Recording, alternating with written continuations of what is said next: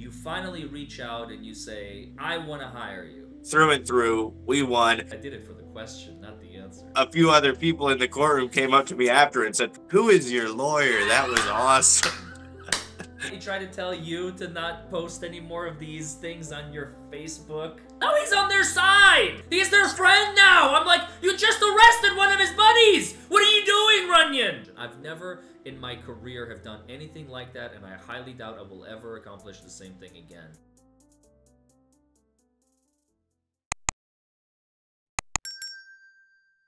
Well, hello everybody, and welcome back to your favorite show on the internet, Raw Law Unfiltered, with your favorite host of all time, the DUI Guy. Plus, today we are going to be doing an interview. As you can see, I have a guest seated immediately to my left, or my right, your left, I suppose. Craig Hendry, former client of mine, whom we had a case on which he has hired me in Boyd County, Kentucky. The original trial date, for those of you who have not seen the video, by the way, it is in the description below. Craig has released it on his channel. I've released it on my channel. It was supposed to go to trial, but under very suspicious circumstances, in ways that I still have not figured out how I have mysteriously worked, we were able to get the case dismissed. Craig, how are you? Hey, Larry, I'm doing great. Thanks for having me on your show. It's great to be here. Thanks for coming, man. So, first of all, let's just start by saying, who are you, what are you, and why are you here? All right, so I am Craig Hendry. I am a civil rights activist. I basically do work in which I go around trying to promote the idea that government is bad and that pretty much everything that government does is bad. And in spreading that message, oftentimes the government locks me in a cage. So in Boyd County, Kentucky, one day I went to the Boyd County courthouse and got arrested, and that's how me and you met. But I have gone all around the state of Indiana and done my activism, in which I basically just go and I hold a camera and I say funny things like when they ask me what I'm doing, I say, well, I'm investigating organized crime and stuff like this. And it just gets them all worked up. And a lot of the times they do arrest me and put me in a cage. And that's when I have to hire great attorneys like Mr. Forman to get me out of that trouble that I really shouldn't have been in the first place. But that's a little bit about who I am. Tell us about what happened on that fateful afternoon in December of 2022. How did you end up in Boyd County, Kentucky, of all places? First of all, as I understand it, you're from Brazil, Indiana. Well, so I'm from Linton, Indiana. I work in Brazil. That's why I said to you that I traveled down from Brazil, Indiana that day. So basically, I've got a friend from Washington, D.C., and me and this friend have been saying, well, we should meet up and do some audits together. It's a common thing that a lot of auditors do. They say, let's meet up midway, let's do some audits. And so he's not an auditor, but he wanted to meet up with me and do this anyway. So we met up midway, which just happened to be Ashland, Kentucky. It's the city, the biggest city right next to the Boyd County, Kentucky courthouse. And we went to the courthouse right after we went to the federal building, actually, in Ashland. And we went to the courthouse, and because we had cameras and because I called a cop a name, they arrested me and put me in jail for hours, and we had to bond out, actually. Let's talk about that story. So, you said you went to the federal courthouse first? Yes, that's right. We went to the federal courthouse in Ashland, Kentucky. It was me and two of my friends, and we were there for maybe 30 minutes before the federal judge issued an order verbally to his marshals saying, kick them out. We've got this on camera. The marshals come up to us and say, if you don't leave the building, you will be arrested right now. Oh, really? And we say, yeah, we say, for what? And they say, for coming in here with cameras and stuff. And that's a direct quote. I remember that verbatim. That is what he told us. And I thought to myself, that's insane. But this is the federal government, and I'm leaving. So we left right there. Camera? Is this video on your channel? It's not on my channel because I was doing terrible camera work. But it's on my friend's channel, Gem City News. He's got it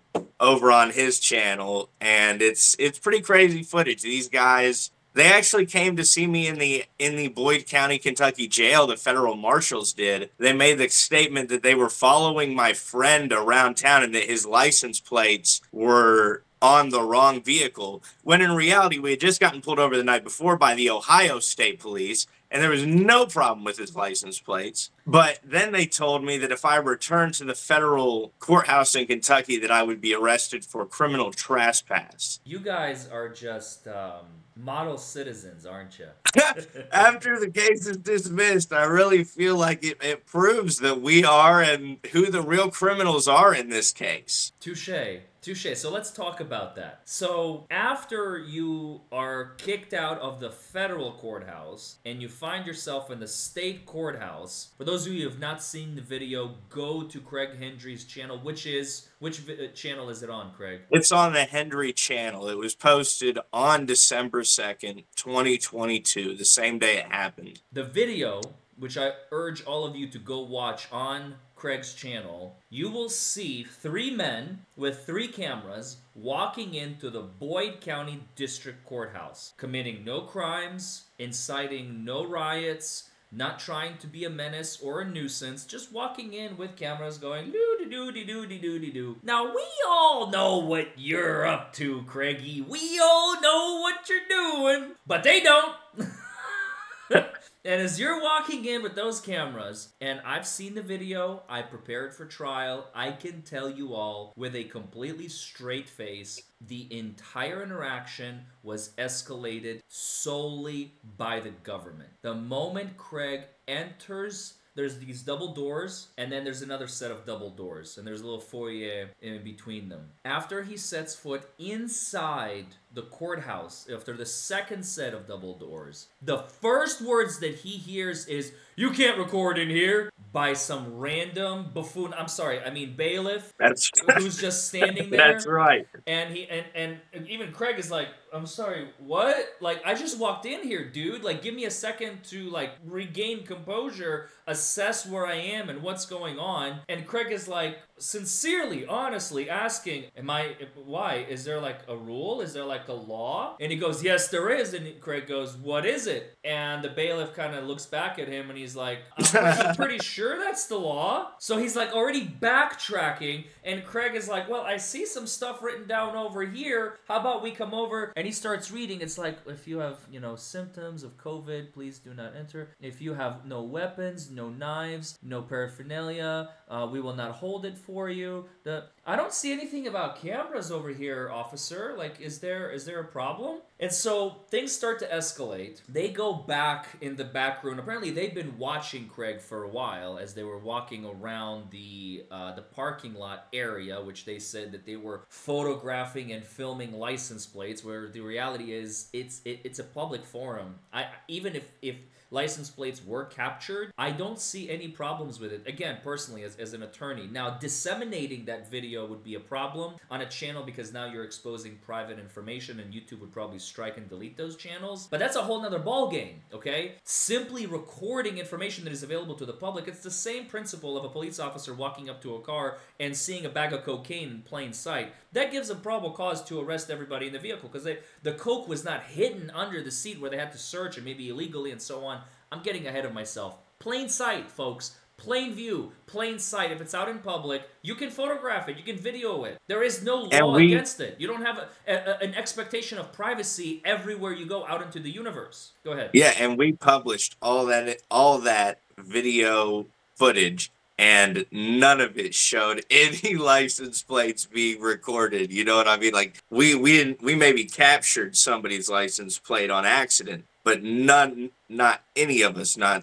either of the 3 of us that was there, intentionally zoomed in or recorded a license plate on purpose. It was shown in the video footage. So they were just lying to make us look bad. Yeah. So after Craig is inside being accosted now, because all he's saying is, look, we want to go talk to the clerks. We have some questions about the percentage of SA cases and R cases that have been resolved over the last 3 years, I think it was, 2021 and 22, which again, Yeah. I don't know what you need that for. It's none of my business. It's none of their business. You just want to go talk to the clerk. You have video cameras. And that's it. And out comes the protagonist, or I guess it would be the antagonist. The protagonist of Yeah. his story, the antagonist to your story. Deputy Runyon, also known as the head of security. Deputy Runyon immediately begins telling everyone, you need to leave. You just need to exit the building. You're not allowed to record here. And again, now Craig at this point has been,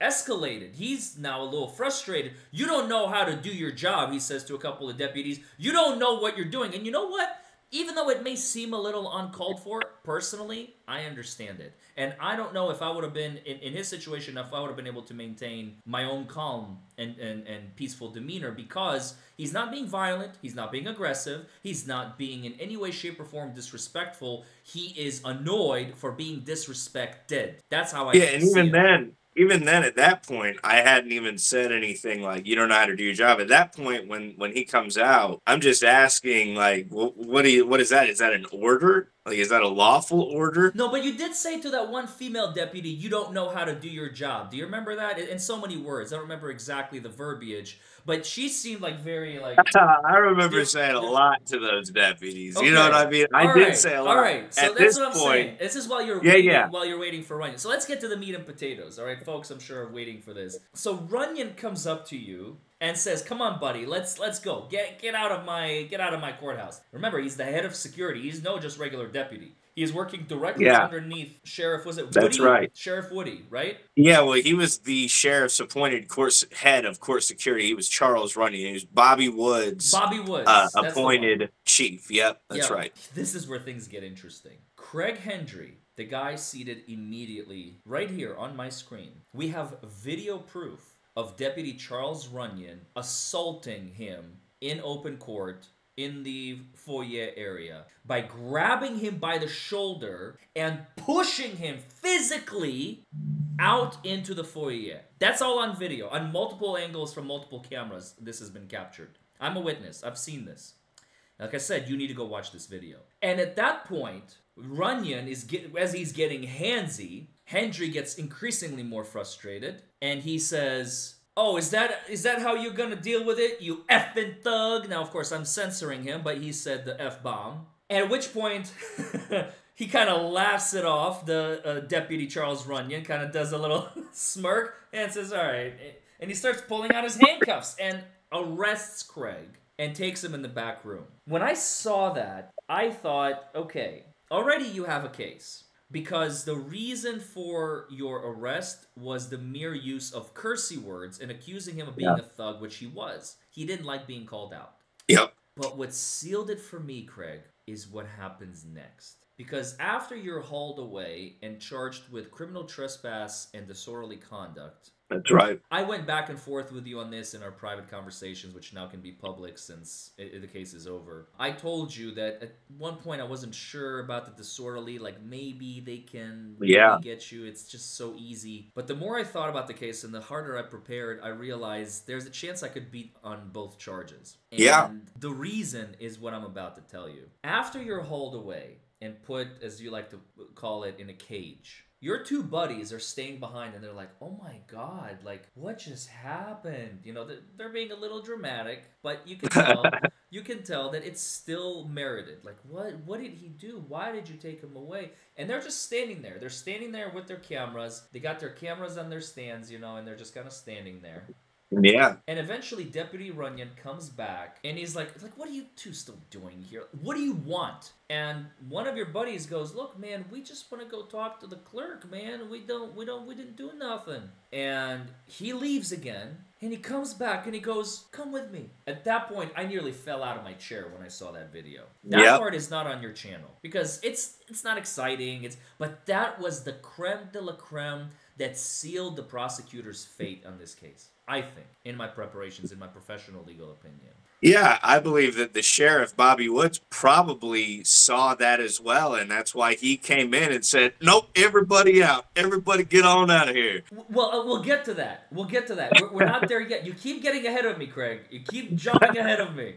So they get to the clerk. Deputy Runyon is like, Madam Clerk, you know, I can't speak for her, so whatever, if she can give it to you, you know, and they're like, well, we need, you know, the records for 2020, 2021, 2022, whatever you have, and she's like, well, it's gonna take a little bit to procure, and he's like, that's fine, I'm not asking you to, like, hand them to me right now. I'm just making a request, you know, these requests, how they work, and Deputy Runyon is like, well, yeah, these requests take a little bit of... No, he's on their side! He's their friend now! I'm like, you just arrested one of his buddies! What are you doing, Runyon? Sorry, I'm like, oh my god.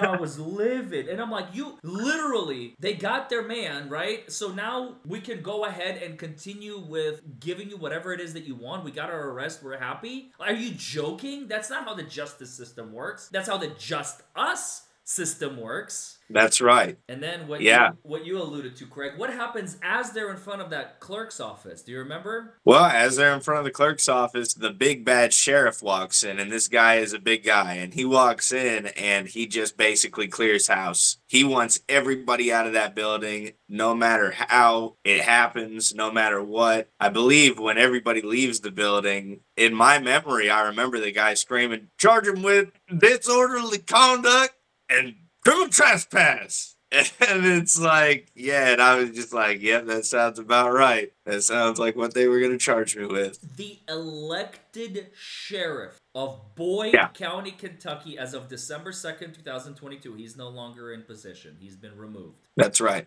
But at the time he walked over and he sees Craig's two friends standing in front of the clerk's office with Deputy Runyon. And he says, everybody out of here. Either that or you're under arrest. Pick one. You can't have both.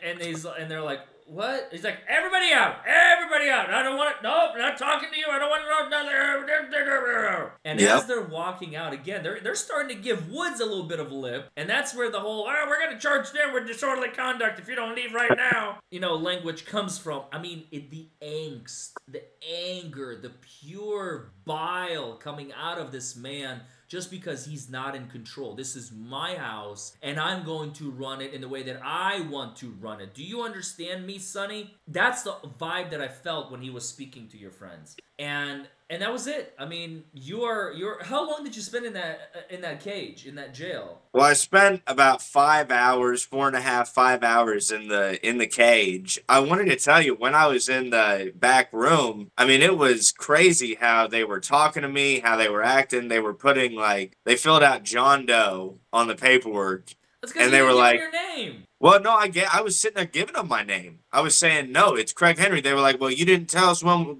we asked you. You didn't tell us when we asked you, so it's John Doe. You're going to sit in there and tell... even. Well, yeah, and this is the thing. I said to them, I'll give you the information you need to identify me. And they said, no. You refused to identify when we asked you the first time, so we're going to have you in as John Doe until we can identify you on Monday before the court. So they wanted to keep me in jail until Monday. It was a Friday, and that was when I insisted. I said, no, I've told you my name, and they actually wouldn't put it on there. It was the jailer, because of course they're two different elected officials. It was the jailer that actually made sure that I got identified at the jail, because the sheriff's department wouldn't do it. So how many hours did you spend? When did you get released? I think it was 5 hours. I got released after dark. That's about all I can remember. I know that dark comes pretty early, but it was it was about I think it was probably about 1:30 p.m. So if it was dark when I got out, it was probably 7:38 p.m. when I got out. Gotcha.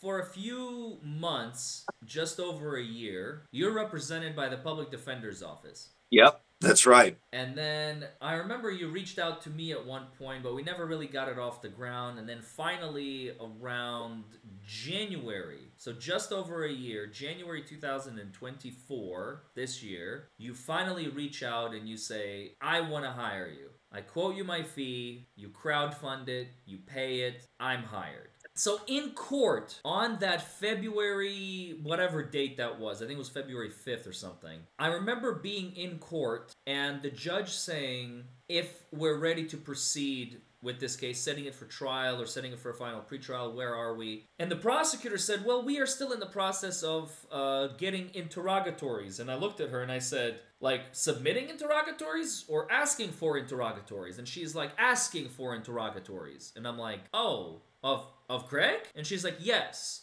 of Craig. And I'm like, okay. Which, by the way, to this day, the case is already over, and I still have not received them.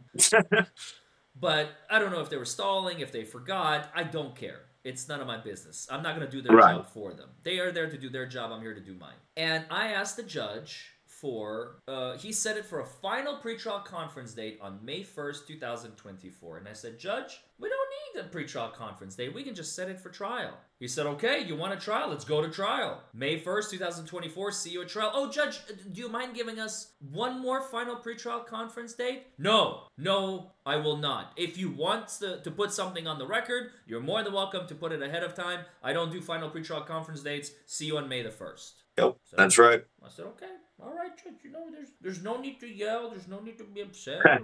Nothing, But before I go, Judge, and by the way, I swear this is true. This video is on my channel with like 250,000 views. So before I go, Judge, I just want to make sure, did Officer Runyon, did he get charged with assault in this case? I just want to make sure that the record is clear, because I believe Craig Hendry has been assaulted. I just want to make sure that... No. Was it Runyon? I think it's Runyon. Was he charged with assault? Does anybody know? The Commonwealth. The whole room went silent. And the prosecutor kind of looks at me and she goes, I already knew the answer. I didn't do it for that. I did it for the question, not the answer. Because the answer I already knew. And she looks at me and she goes, no. And I look at the judge and I go, well, Your Honor, that's really all I have. May we be excused? And the judge just pauses. He is so shaken by what just happened. This has never happened in this courtroom, maybe in years, maybe ever, of a lawyer just putting... Do you remember this? Yes, it was awesome. It was I loved it. 4 or 5 seconds of the judge just kind of... Yep. He was just yes, shaking it in Forman, you're free to go. It was awesome. I don't think anybody in that courtroom had ever seen anything like that. A few other people in the courtroom came up to me after and said, "Who is your lawyer? That was awesome." I kid you not, it was so funny for me. I've never seen it before. Everybody's too scared to ask a question like that in court. Not litigators, man. We live for that stuff. To me, it's like my bread and butter. And not there to cause a scene. It is a legitimate question based on a factual point in the case. I have a video showing Officer Charles Runyon, deputy for the Boyd County Sheriff's Office, head of security at the Boyd County Courthouse, assaulting my client. That is a fact. I wanted to know whether or not somebody's going to charge the guy. Now, turns out nobody did. Okay, fine. I found out a fact. I didn't know if he was or not. I looked him up on CourtNet before I came in. Now, let's be realistic. Obviously, I knew and I suspected very strongly that no one is going to charge one of their own. They're all in it together. They're all part of the same system. I love getting accused of being part of that system because nothing can be further from the truth. But it's true. I understand that a lot of lawyers are like that. I'm not one of them. So I proved my mettle, it seems like. But I'm not here to toot my horn yet. April 8th, we go to mediation. Tell us about that, Craig. Well, my memory of mediation was that it lasted quite a while. I mean, that was mostly due to technical difficulties, Wi-Fi taking a little bit of time with the judge. But we had a retired judge from Boyd County as our mediator. It was me and Mr. Forman, and it was Curtis Dotson and his, I guess, deputy prosecutor. And they continuously offered agreements, diversion type agreements, 365 days as long as you don't get in trouble in Boyd County, Kentucky. But they also offered an agreement. I don't know what it would be called. Maybe you could help me, Larry. They offered something like if I sign a piece of paper agreeing not to sue the Commonwealth, that they would dismiss it after 90 days or something like this. Stipulation of probable cause, which would kill your That's suit. it. That's what they wanted. Okay, that's it. Right. And so anyways, at one point in it, I regretfully said, okay,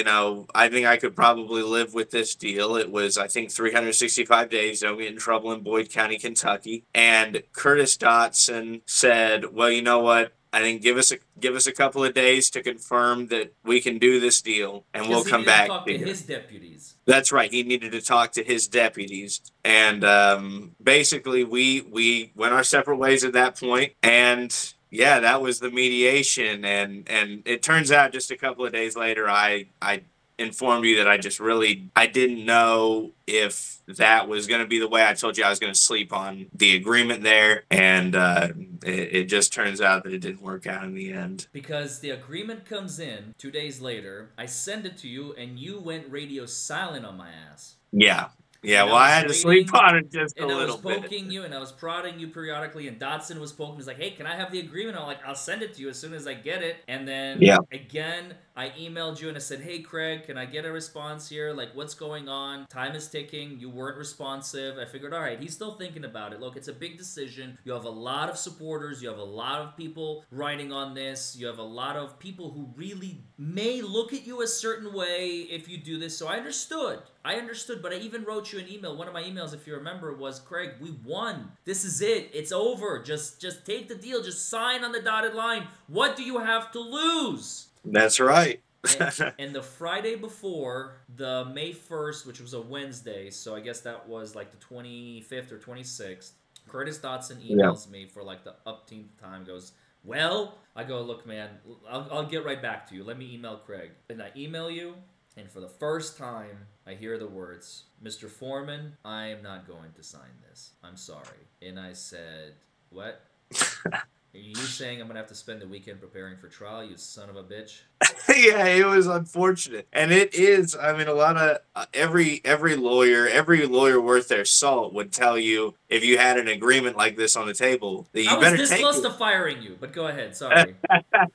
Yeah, and it's the truth. Any lawyer worth their salt is going to tell you, take this agreement. It's a surefire way to make sure you don't have a criminal record in this case. Yes. And that's what you told me, and me and you basically just came to the understanding that we were going to take this until we went to a jury trial or until we got a satisfactory dismissal. Well, so about that, so I started preparing my ass off because I knew that Curtis is going to be prepared, or at least I thought I knew. So I got all my ducks in a row. So I didn't hear anything from Curtis. Once I emailed him, we're going to trial on Friday, I didn't hear anything from him. So Friday went by, Saturday went by, Sunday went by. Now we're the Monday before the Wednesday before trial. Apparently he filed a motion to continue because two of his witnesses, one of them being Runyon, the star witness, has a medical emergency. No one told me what the medical emergency is. No one specified exactly which one of the two, Runyon or the other one, I think it was Lake, had the medical emergency. Nobody told me what the medical emergency was. Nobody told me anything. And I didn't even know about the motion because the dumbass sent it to me via snail mail on a Monday before the Wednesday before trial, knowing that I am 3-hour drive for me from court. So 180 miles. And there's no way I'm going to get it before 1 p.m. on Wednesday. So I guess he kind of realizes this because maybe he's used to sending snail mail and it arriving the next day in the county. I don't know. Maybe it was being sloppy intentionally. I can't prove anything one way or the other. But what I do know for a fact is the next morning, this is Tuesday, April 30th, the day before trial, he calls me up and he says, Larry, I am not going to be able to go to trial tomorrow. I already sent a motion to the judge asking for a continuance, and I'm sure you're going to be fine with it. I'm sure you're going to agree. We'll see you guys in a couple of weeks. And I said, wait! I said, wait, Curtis. I'm sorry, what did you just say? I said, no, I'm sorry. This is not going to... No, we're going to trial tomorrow, and you know I'm going to trial, and you know you're going to trial. He's like, well, I don't have witnesses, so... Oopsie daisy, your problem, not mine. And I said, no, Curtis, this is a you problem. And normally I don't object, especially when it's a medical emergency. I understand, things happen. But what I'm not okay with is, number one, you letting me know so close to the trial, and number two, you letting Craig know so close to the trial. And there's a video on my channel of how we set this man free, where I make the argument. You should go watch it. I'll link it in the description below as well. You should go watch the video on how I made the point of how much money, time, energy, effort Craig and his witnesses had to spend in order to get to where we are today. Everyone is ready to go to trial, Your Honor, on May 1st, 2024, except Mr. Dotson. Yeah. And when the judge heard the words diversion agreement and mediation, his demeanor changed completely. And he went from being kind of a, see you in a couple of weeks, Mr. Forman, to, Mr. Dotson, what's the problem here? And at that moment, I knew if we can capitalize on that, because I've seen it before. When you get the judge on your side, it's always a good sign. If we can capitalize on that, Craig, I knew there was a chance we're going to walk out of there with something everybody's going to be happy with. Now, and go ahead. well, and I'll tell you, this judge has been pushing some sort of a diversion agreement the whole time I've been in his courtroom, even with the DPA. Like I told you, they were offering me some sort of diversion, but they never would give me a hard copy piece of paper of this agreement that they were ever offering me. But the judge would tell me a few times, you understand they want to dismiss it. But the prosecution was never willing to offer the DPA any kind of deal that would, every time they wanted it to be with some crazy stipulations, you know what I mean? Like, I have to jump through a million hoops. It was never going to happen. I don't do too well jumping through hoops, especially for the government. So it's, No comment. So so, but when the judge was saying that stuff, I definitely felt like I don't know how I felt about it, to be honest. Like, I think I feel differently about it than you do. I think I felt like he just didn't want it to go to trial just as bad as Curtis did. I think it looks bad on the county. No, I disagree. I'm of the complete opposite opinion. Curtis didn't want it to go to trial. The judge didn't care. The judge wanted a trial as soon as possible. He said the words, if you remember, the judge said, either you dismiss it, Curtis, or let's go to trial. You can't have both. Just pick one. You know what I mean? You can't just keep dragging this thing out. True. It's a misdemeanor. He said multiple times, it's a misdemeanor case that is 1.5 years old. Why is it still on my docket? Get this thing off my docket. I don't care how. Either you dismiss it, or you take a plea, or you go to trial. That's it. Right. And we're like, that is true. He did say that. We're not taking a plea. And Curtis is like, I'm not dismissing it. And trial is supposed to happen today. But again, here became some of the most complex mental and verbal gymnastics I think I have ever conducted in my entire life as a criminal defense attorney. To this day, Craig, I swear to you, I have no idea. First of all, how did I even come up with a piece of paper that ended up going into the record? And number two, how did Curtis even agree to it? Like, when you came up with it, I thought you did a very good job of dragging out saying, what if we could just get this case, like, dismissed? Because you're like, let's get this resolved to where Mr. Hendry doesn't have to do anything at all, and Curtis can still dismiss the case, so we don't have to come back. And I thought, this is all sounding pretty good to me.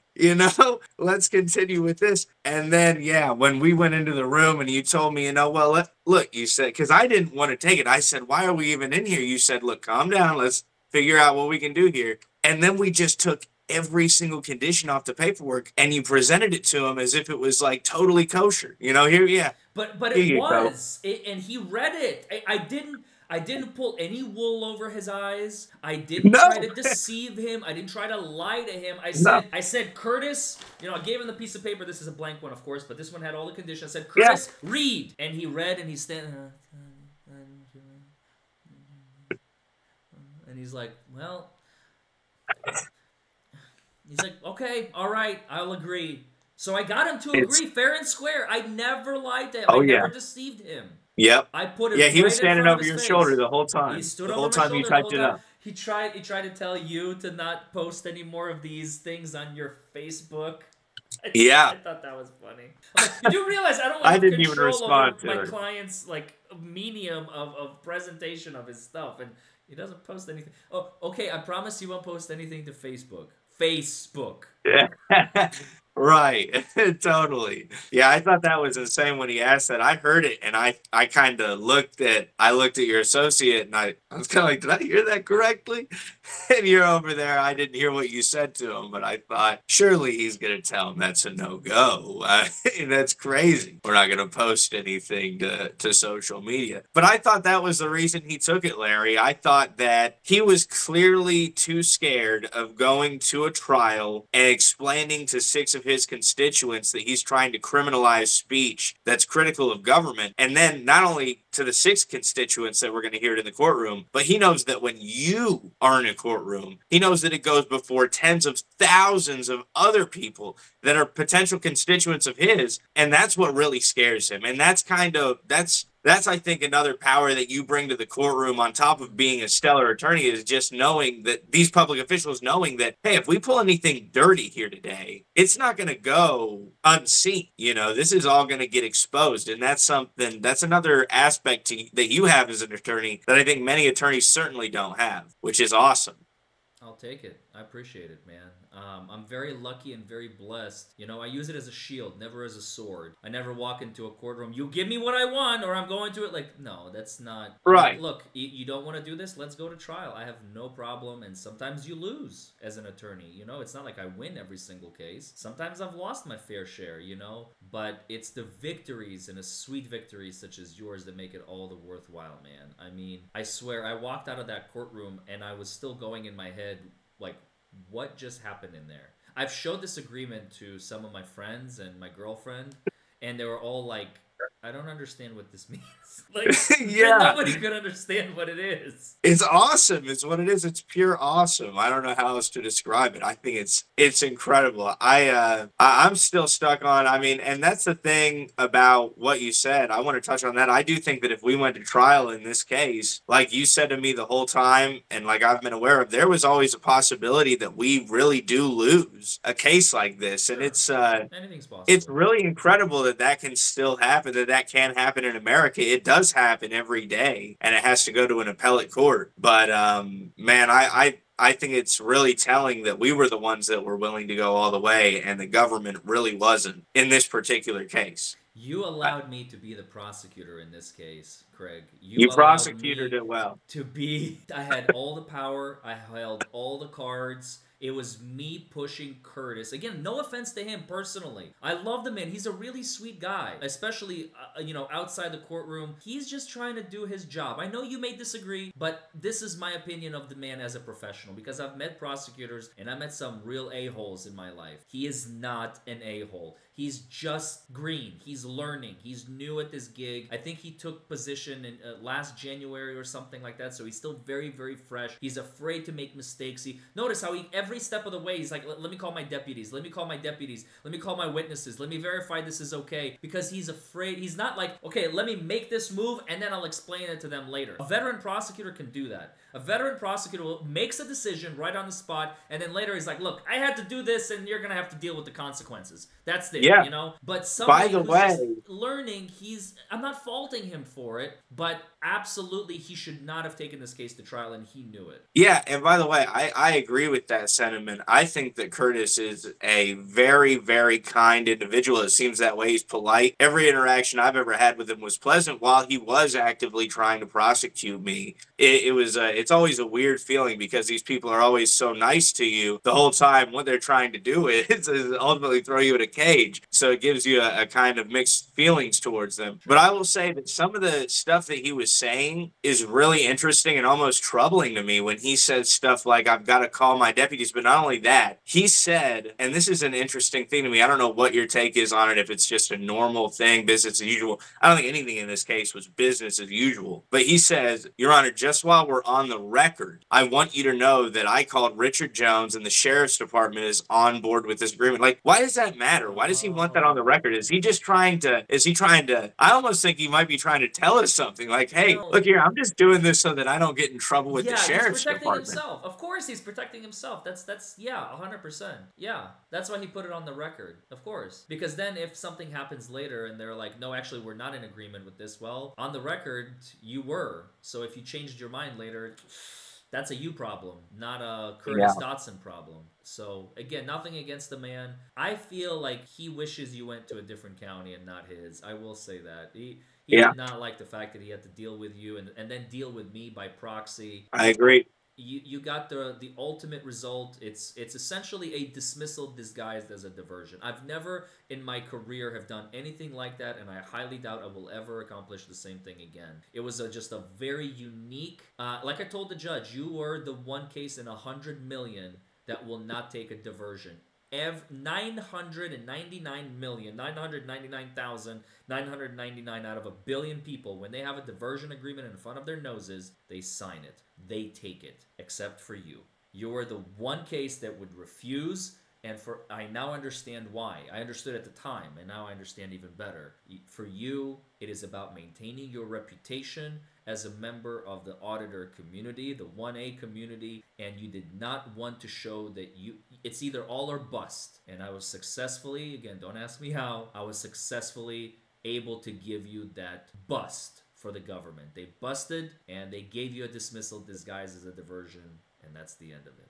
Yeah, and I'll say on that note that to be honest with you, Larry, I don't even like to categorize myself in that 1A community anymore. It's just it seems like a cesspool of people with a lot of different opinions that I certainly don't agree with. Okay. But I will say that it's much less to maintain my reputation, because like I said, we could have lost, and that would have been a humiliating thing. I could have gone to jail, and you would have been able to say, like, look, we went in and did the right thing, but and you would have been right, but ultimately I would have suffered consequences, and that would have been unfortunate. But I'm more willing to do it because I just feel so strongly that the government continuously preaches, at least to people charged in criminal cases, well, you should just follow the law. Well, you should just follow the law. This terrible stuff that we're doing to you wouldn't happen to you if you just follow the law. And they always come to me and they're like, well, why don't you just sign this, this diversion? Why don't you sign this stipulation of probable cause? It'll all just go away. And I just say to, because they're under pressure, they're sweating, you know what I mean? Like Curtis was like, you came up with the,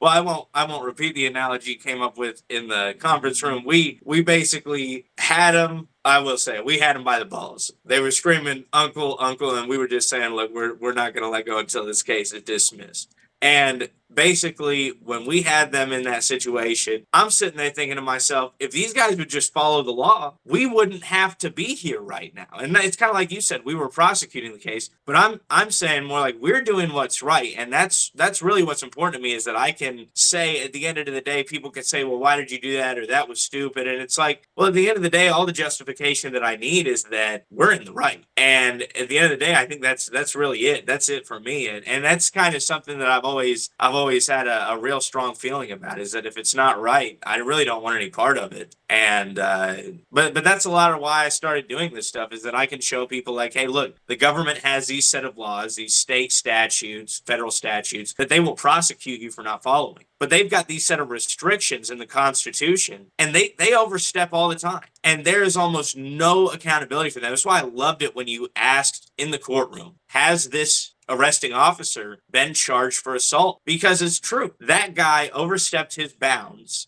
He violated my constitutional rights, but he also violated state statute, or the statutes of the Commonwealth, and no accountability was ever brought forth for him. And that's really the main reason why I got into doing what I do. Why we did what we did was because I want to show people they will ruin you for not maintaining your standards up to what they say you have to do in their statutes. But if they don't follow the Constitution, there's almost no repercussions for them. Right. And the only repercussions are a Facebook video.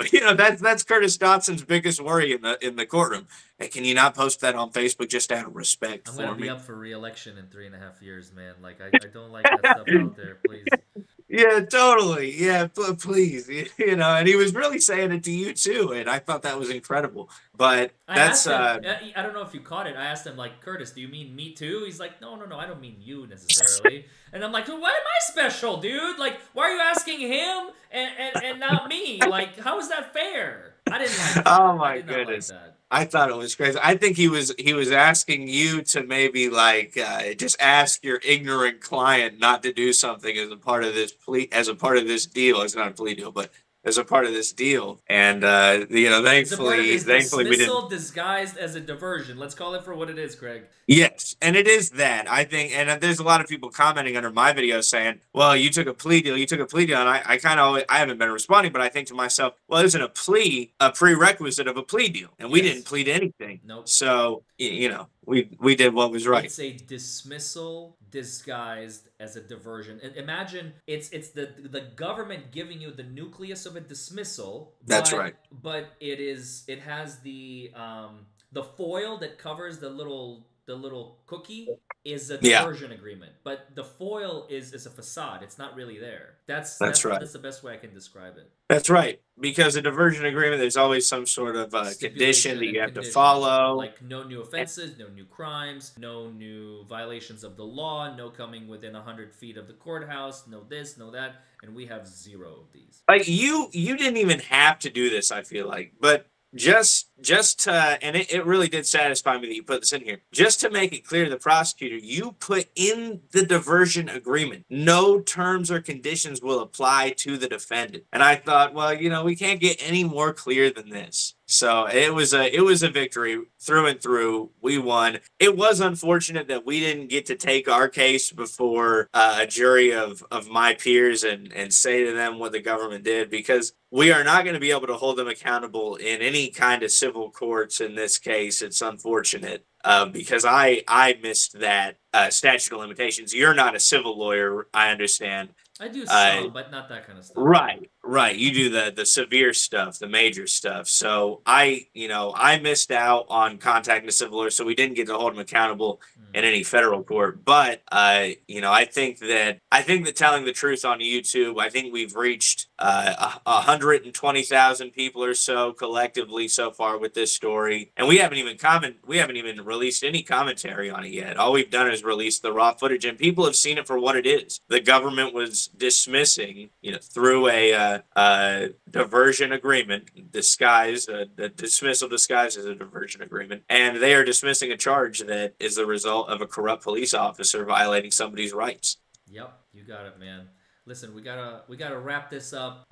Craig, I really want to thank you for coming on. Do you have any final words for our viewers before we sign off? Well, I'll say that this is a very stressful thing. I'll say that I probably wouldn't advocate that other people get involved or do anything that I do. I certainly wouldn't advocate that people try this at home or in their locality. Because if you do, you'll have to hire people like Mr. Forman, who are smooth courtroom operators, to get you out of this disgusting mess that the government will get you in. So, I guess my final words are just stay out of the government's way as much as you can. I'm leaving the country. I'm trying to get away from this government as far as I possibly can, and I suggest that everybody do the same for your own safety.